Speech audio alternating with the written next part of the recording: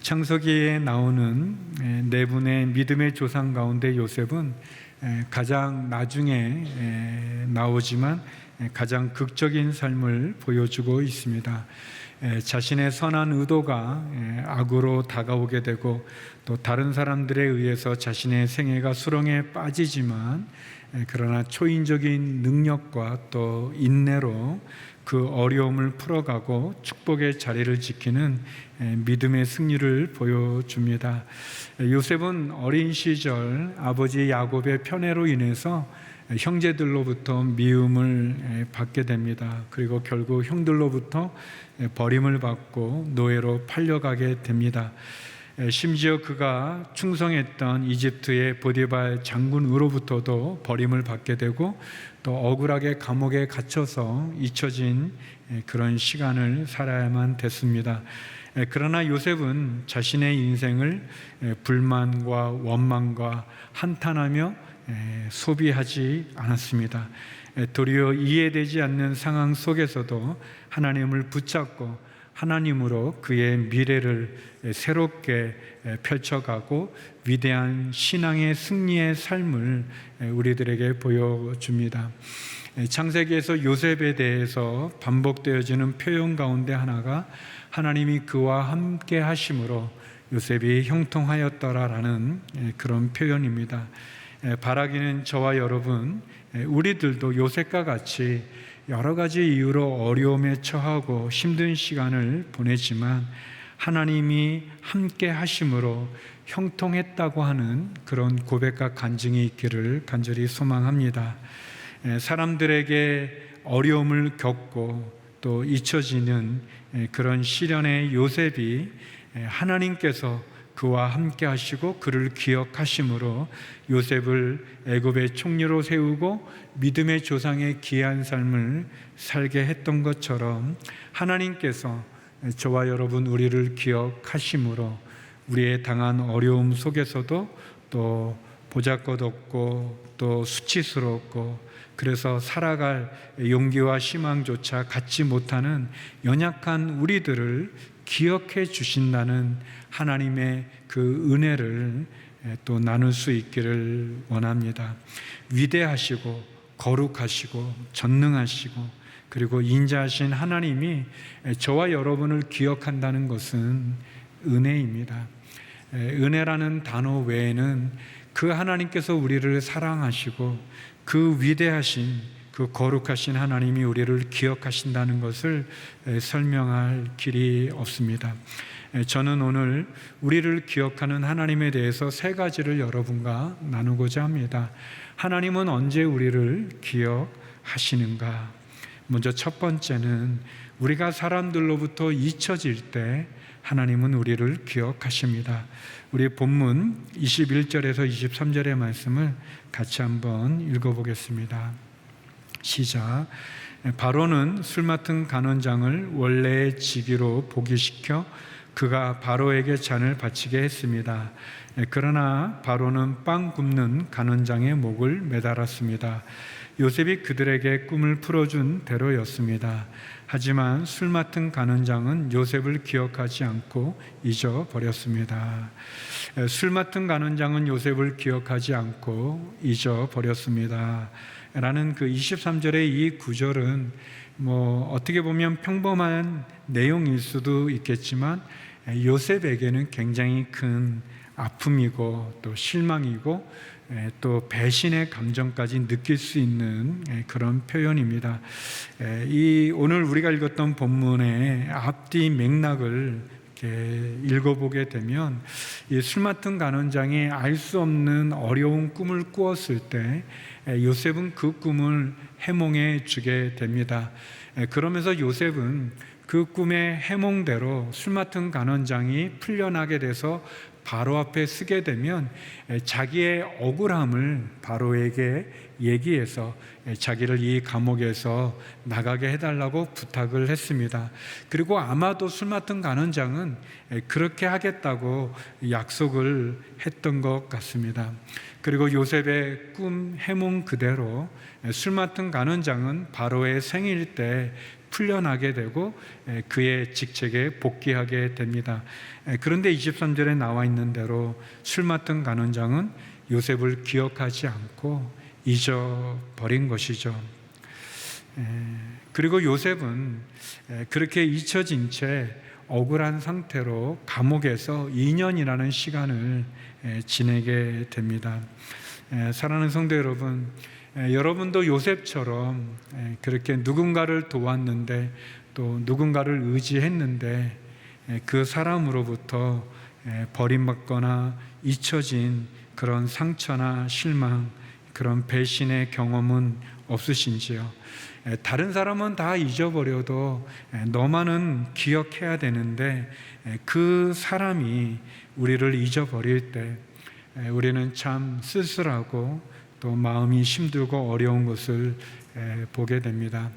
많은 선교사님들의 공통된 고백 가운데 하나는 선교사님들이 선교지에 갔을 때 겪는 어려움 중에는 뭐 언어의 어려움도 있고 음식의 어려움도 있고 문화의 어려움도 많이 있지만 가장 깊게 마음을 어렵게 하는 어려움은 고국에 있는 사람들로부터의 잊혀짐의 어려움이라고 이야기합니다. 저 자신도 중국에 선교사로 갔었을 때 여러 가지 많은 어려움이 있었지만 그러나 제가 우리 성도들로부터 사람들로부터 점점 잊혀져 가고 있다고 하는 것을 느끼는 거가 제일 마음으로 힘들었던 적도 있습니다. 또 우리 오늘의 또 변화가 또 많이 있다 보니까 또 목사님들이 해외에 또 있다가 들어오시면 아는 성도님들이 또 별로 없는 그런 어려움도 또 있고, 또 우리 성도님들도 또 여러 이유로 또 외국에 가거나 또 다른 곳에 갔다가 왔을 때 아는 목회자들이 별로 없는 그런 어려움이, 잊혀짐의 어려움이 있습니다. 그런데 제가 계속 느끼는 건데 저만 이렇게 잊혀짐의 어려움을 겪고 있는 것 같은 그런 느낌이 좀 있습니다. 여러분은 별로 그런 경험이 없으신 것 같아요. 표정들이. 참 우리들이 누군가로부터 잊혀진다는 것은, 또 기억되지 못한다는 것은 참 힘든 상황입니다. 요셉처럼 누군가를 도왔는데 또 누군가를 의지했는데 또 그 사람만큼은 나를 알아줄 줄 알았는데 잊어버리고 또 기억하지 않고 또 심지어 배신을 당할 때 우리는 참 어려운 마음을 갖게 됩니다. 그러나 사랑하는 성도 여러분, 하나님은 우리를 기억하십니다. 우리가 사람들로부터 잊혀질 때 하나님은 우리를 기억해 주십니다. 비록 요셉은 술 맡은 간원장에게 잊혀짐을 당했지만, 그리고 감옥에서의 힘든 시간을 가졌지만 하나님은 요셉을 잊지 않으셨습니다. 하나님의 때가 됐을 때 하나님은 바로에게 한 꿈을 꾸게 했고, 그리고 그 해몽할 수 없는, 해석할 수 없는 그 어려운 꿈으로 인해서 술 맡은 간원장은 요셉을 기억하게 됩니다. 성도 여러분, 이 창세기에서 이 기억하다라는 말이 이 요셉의 이 본문에 나오기 전까지 5번 사용되게 되는데, 그 5번은 다 하나님에 관련된 표현들입니다. 그 표현들은 하나님께서 죄를 지었지만 우리를 기억하신다는 그런 내용입니다. 하나님께서는 노아 때 홍수로 이 세상을 심판하셨습니다. 그러나 홍수의 심판 때에도 하나님은 기억하셨습니다. 창세기 9장 16절에 보면 무지개가 구름 속에 나타나면 내가 그것을 보고 나 하나님과 이 땅 위의 모든 육체 사이에 세운 영원한 언약을 기억하겠다.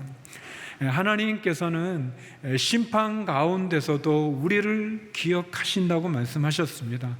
무지개가 나타나면 그 무지개를 보고 우리와 맺은 영원한 언약을 기억하여 너희를 구원하시겠다고 말씀해 주셨습니다. 사랑하는 성도 여러분, 사람들은 우리를 잊어버릴 때가 많습니다. 우리를 배신할 때도 많이 있습니다. 아니, 우리에 대해서 그 사람만큼은 안 잊을 줄 알았음에도 불구한 그 사람으로부터 우리가 버림받은 상처의 아픔, 잊혀짐의 어려움 속에 괴로울 때가 많이 있습니다. 그러나 사람은 잊을지라도 하나님은 기억하십니다. 사람은 우리를 배신할지라도 하나님은 우리를 기억하시고 사랑하시고 알아주시고 또 심판의 한가운데서도 우리의 구원으로 우리를 기억하십니다. 그 은혜를, 우리를 기억하시고 알아주시고 그리고 우리를 사랑하시는 그 하나님을 바라보시기를 소망합니다. 두 번째, 하나님은 언제 우리를 기억하시는가? 우리가 광야 가운데 있을 때 하나님 우리를 기억하십니다. 우리 신명기 8장 2절 말씀 같이 한번 읽어보겠습니다. 시작. 너희 하나님 여호와께서 40년 동안 광야에서 너희를 어떻게 이끄셨는지, 어떻게 너희를 낮추시고 너희를 시험해 너희 마음에 무엇이 있는지, 너희가 그분의 명령을 지키고 있는지 아닌지 알려고 하셨음을 기억하라. 하나님께서는 이스라엘 백성들을 출애굽시키고 약속의 땅 가나안에 들어가기 전에 그들을 광야로 인도하셨습니다. 광야는 불편한 곳이고 힘든 곳이지만 그러나 광야는 이스라엘 백성들이 반드시 약속의 땅에 들어가기 위해 통과해야 되는 그러한 과정입니다. 광야는 불편함이 있고 또 마실 물이 넉넉하지 않고 먹을 양식이 풍족하지 않는, 그리고 낮에 뜨거운 해로 인한 더위와 또 밤의 추위를 감당해야 되는 그런 고통과 인내의 시간이고 시련의 시간입니다. 그러나 분명한 것은 그 광야의 시간을 통해서 이스라엘 백성들은 불신의 세대는 죽고 믿음의 세대로 거듭나게 되는 하나님의 훈련의 장소이기도 합니다. 광야는 이스라엘 백성들이 하나님만 바라보아야 되는 그러한 장소입니다. 또 하나님의 임재를 또 느끼고 또 경험하고 체험하는 시간이기도 합니다. 성도 여러분, 어떻게 보면 우리의 삶 속에서도 광야의 시간이 있지 않겠습니까? 그런데 그 광야는 우리를 겸손하게 합니다. 만약 우리가 하는 모든 일들이 잘 되고 우리의 자녀들도 아주 잘 되고 우리의 가정도 좋고 우리의 기업도 사업도 모든 게 잘 되고 또 내가 아주 건강히 아무 문제가 없고 그러면 우리는 교만해집니다. 우리도 모르는 사이에 내가 힘이 많아지면, 내가 하는 모든 일이 잘 되면 더 하나님 앞에 감사드리고 하나님 앞에 엎드리면 좋겠는데 그렇지 못하고 우리가 교만해지게 됩니다. 교만은 사단이 가지고 있는 가장 큰 특징이 교만이죠. 사단은 교만합니다. 하나님을 섬겨야 되는 천사가 도리어 하나님보다, 하나님처럼 하나님보다 더 위대한 그런 존재가 되고자 했던 게 사단의 본질인데 그 교만함이 우리의 마음속에 있습니다. 그런데 우리가 이 강철 같은 건강이라고 생각했던 그 건강에 적신호가 생기고 또 우리의 자녀들이 어려움을 겪게 되고 또 우리의 가정이 위기에 처하게 되고 또 내가 했던 모든 일들이 어려움에 처해 마치 풍랑을 만난 것 같은 그런 위기를 겪게 되면 우리는 겸손하게 되고 하나님께 엎드리게 되죠. 광야는 분명히 불편한 곳이고 힘든 곳이지만 그 광야 때 하나님은 신명기 8장 2절의 말씀처럼 우리를 기억하신다고 말씀하십니다. 그분이 우리와 함께 하신다고 이야기해 주고 있습니다. 하나님은 광야 가운데 있는 우리를 내버려 두지 않으십니다. 이스라엘 백성들에게 구름 기둥, 불 기둥으로 인도해 주시고 시내산에 모세가 받았던 율법으로 이스라엘 백성들을 이끌어 가셨던 것처럼 또 반석에서 샘물이 터지고 마라의 쓴물을 단물로 바꿔주시고 만나와 메추라기로 이스라엘 백성들을 먹여주시고 그 옷이 헤어지지 않고 그 발이 부르트지 않게 됐던 40년의 시간처럼 하나님 광야의 이스라엘 백성들을 그대로 두지 않으시듯 하나님 광야의 시간을 보내는 저와 여러분을 그냥 두지 않고 우리를 기억하사 우리를 인도해 주시는 분이십니다. 광야는 우리로 하여금 겸손하게 하나님 앞에 엎드리게 하실 뿐만 아니라 우리로 하여금 하나님을 경험하게도 할 뿐 아니라 하나님이 우리를 빚으시는, 우리를 만들어 가시는 믿음의 세대로 우리를 새롭게 하는 그런 시간이기도 합니다.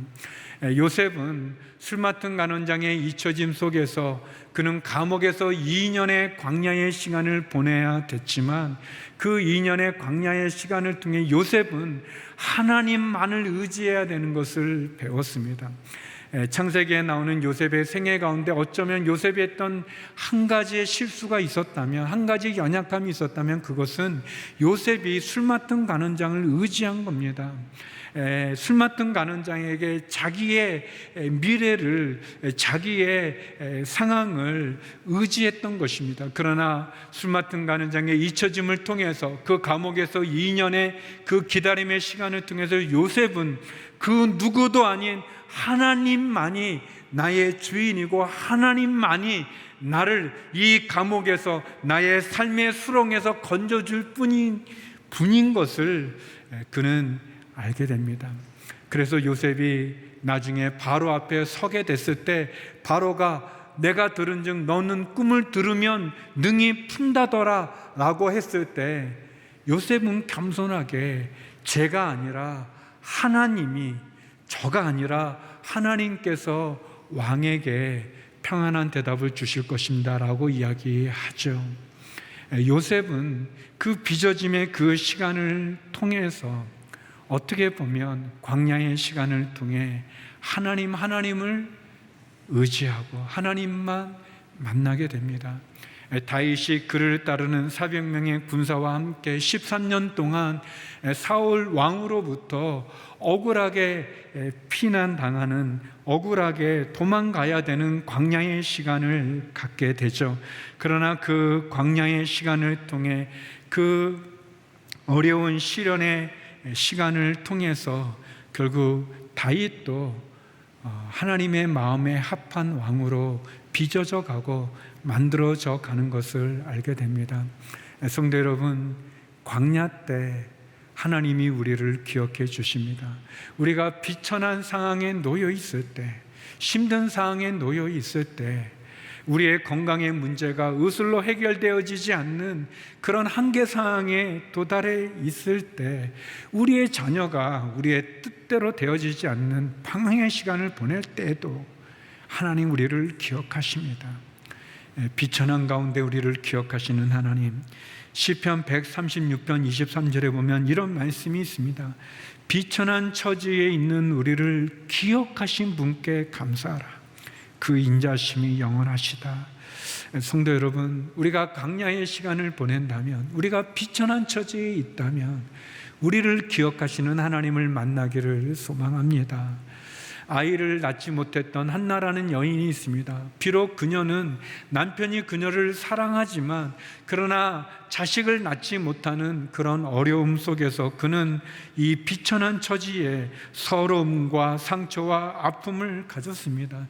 그 한나가 하나님께 기도를 합니다.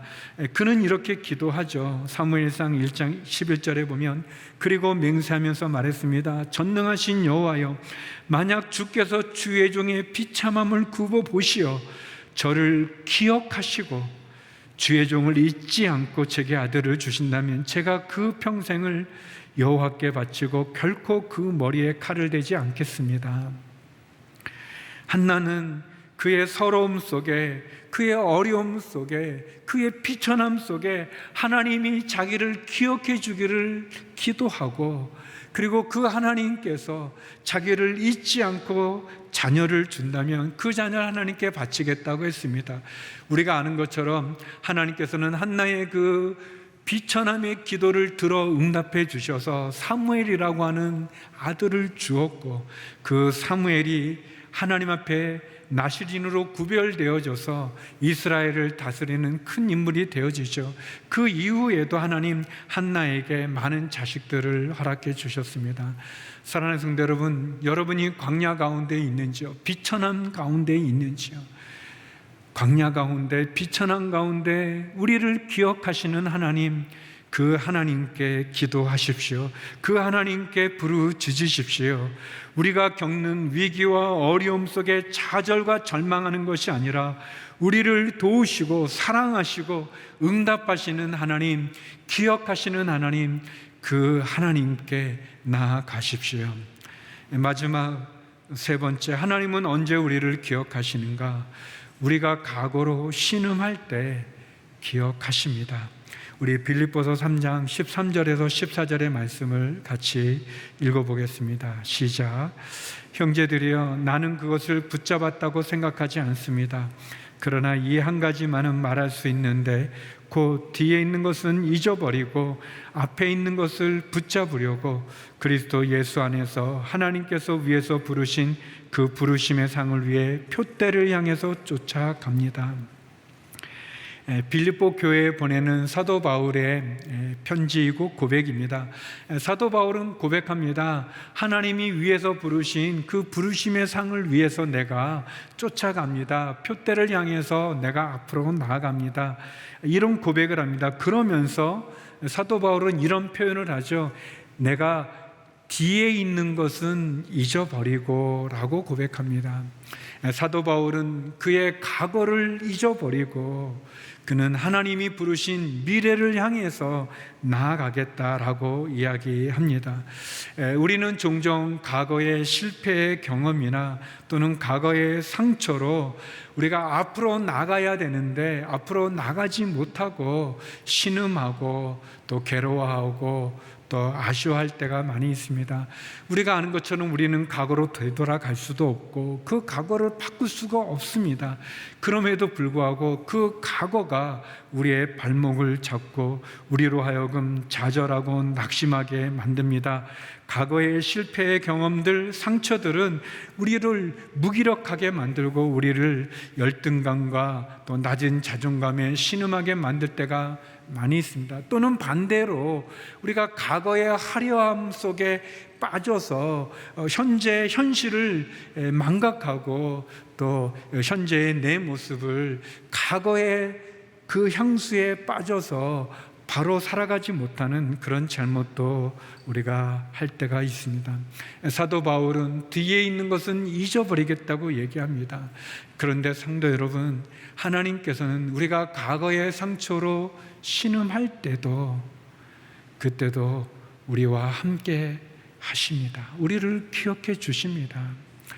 제가 우리 목사님들 우리 교육자들의 그 이력서를 받아보면 우리 유교 문화를 가지고 있는 뭐 한국과 일본이나 중국 같은 경우에 이력서는 대개 우리 한국은 그렇죠. 그 과거로부터 현재로 이렇게 쓰게 됩니다. 이력을 쓰는 거죠.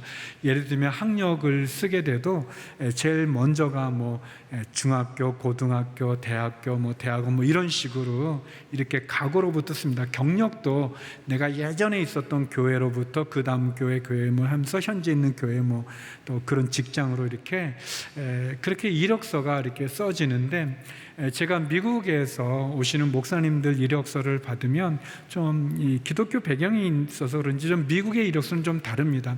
미국의 이력서는 현재로부터 과거로 갑니다. 그래서 제일 먼저 학력도 자기의 최종 학력을 제일 먼저 쓰고 그 다음 학력, 그 다음 학력 이렇게 씁니다. 경력도 지금 현재 자기가 있는 위치와 또 그 전에 있었던 데 이렇게 하면서 현재로부터 과거로 가고 있습니다. 어떻게 보면 유교 문화를 가지고 있는 우리는 그 과거를 굉장히 중요하게 이렇게 보죠. 그래서 그의 부모가 어떤지, 어느 가문은 어떤지, 뭐 족보는 어떤지 그런 거를 많이 봅니다. 우리나라 분들 같은 경우는 예를 들면 뭐 자녀가 이렇게 뭐 에이즈라는 그 아주 어려운 병에 걸려서 이렇게 이제 어려움을 겪게 될 때 그 부모가 이렇게 텔레비에 나와서 내 자식이 에이즈라는 그런 병에 걸렸는데 뭐 이렇게 얘기하고 그러면 그래서 그 위험과 그 어려움을 이렇게 사람들에게 알리기 위해서 얘기하면 우리나라 분들의 대부분 특히 어른들은 저게 무슨 자랑거리라고 이렇게 나와서 저렇게 얘기하나 그렇게 말하는 경우들이 많이 있습니다. 그러나 제가 미국에 있을 때 보면 그런 프로가 많아요. 그런 내 아들이 어떻게 해서 어떤 가정을 통해서 이런 병에 걸리게 됐고 어떤 가정으로 아픔이 있어서 그래서 이런 위험을 알리고 그래서 여기에 그런 것을 교훈 삼아서 하지 않는 것을 말하게 합니다. 어떻게 보면 우리나라 문화는 그 사람의 각오로 그 사람의 미래를 판단하지만 하나님 그렇지 않습니다. 하나님은 그 각오로 신음할 때 우리를 기억해서 함께 해주시죠. 그래서 요셉은 그가 감옥에서 나와서 이스라엘 그 백성을 인도하는 애굽의 총리가 되었을 때 그는 그 각오에 얽매여서 그 형들에게 복수하지 않았습니다. 또 심지어 보디발 장군이나 술 맡은 간원장에게 따지지도 않았습니다. 마찬가지로 다윗도 이스라엘의 왕이 되었을 때 사울의 가문을 힘들게 하지 않았을 뿐 아니라 도리어 요나단의 아들 무비보셋을 그의 왕궁의 식탁에 왕의 식탁에 함께 먹게 했습니다.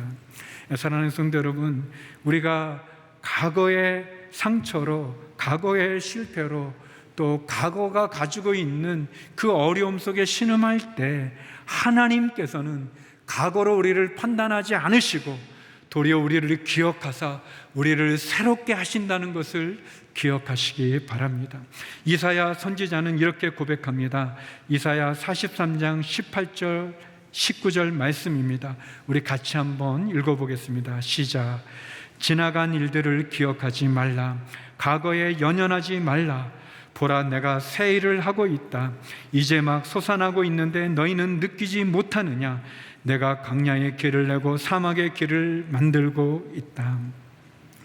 성도 여러분, 우리가 사람들로부터 잊혀짐을 당할 때, 또 우리가 광야와 비천함에 처할 때, 각오로 신음할 때 하나님께서 우리를 기억한다는 사실을 붙잡으십시오. 하나님 말씀합니다. 과거에 연연하지 말라. 지나간 일들을 기억하지 말라라고 말씀하십니다. 우리를 기억하시는 하나님께서 광야의 길을 내고 사막의 강을 내시겠다고 말씀하십니다. 이 하나님으로 이번 한 주간도 또 우리의 평생의 삶이 승리의 삶을 살아가기를 주의 이름으로 축원합니다. 기도하시겠습니다. 거룩하신 하나님, 우리가 잊혀질 때, 광야를 지날 때, 각오로 신음할 때 우리를 기억하사 광야의 길을 내고 사막의 강을 내시는 그 하나님을 만나게 하시고 우리를 기억하시는 하나님의 은혜로 다시 일어나 전진하게 하여 주시옵소서. 예수님 이름으로 기도드립니다. 아멘.